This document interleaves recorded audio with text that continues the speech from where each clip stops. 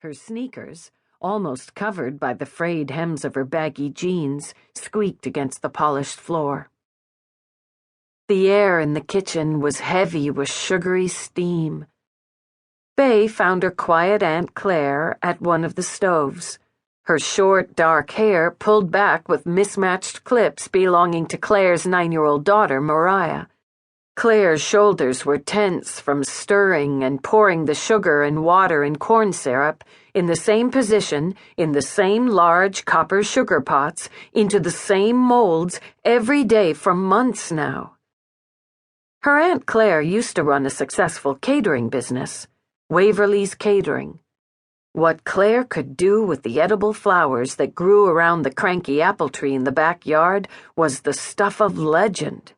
Everyone knew that if you got Claire to cater your anniversary party, she would make aioli sauce with nasturtiums and tulip cups filled with orange salad, and everyone would leave the party feeling both jealous and aroused.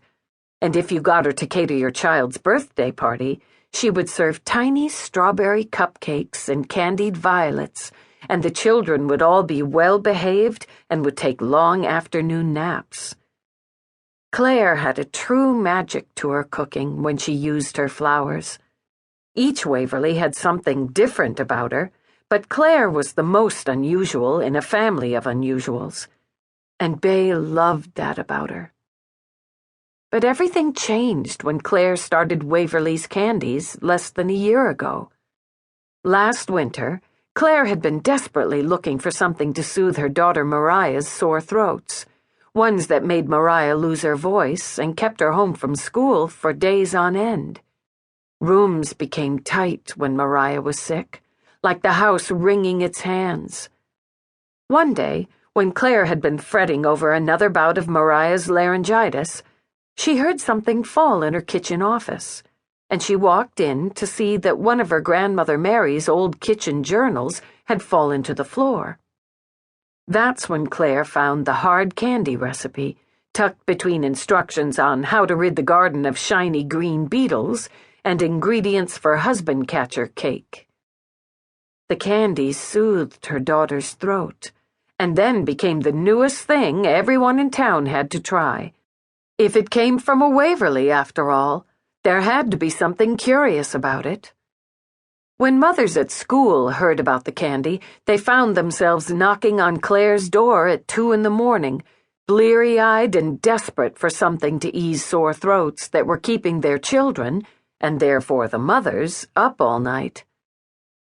When winter passed, the Candies, beautiful, jewel-colored confections the size of wren's eggs and covered with powdered sugar, began to be asked for as add-on orders for birthday celebrations Claire catered, then as bulk orders for trendy candy bars at graduations and weddings. It was at Lux Lancaster's wedding at Harold Manor, where the gift bags all contained small jars of Claire's honey-filled lavender hard candies, that Lux's cousin's girlfriend, who worked for Southern Living magazine, first tasted them. She wrote an article about the magical light purple drops on her plane trip back to Alabama, the words pouring out like water.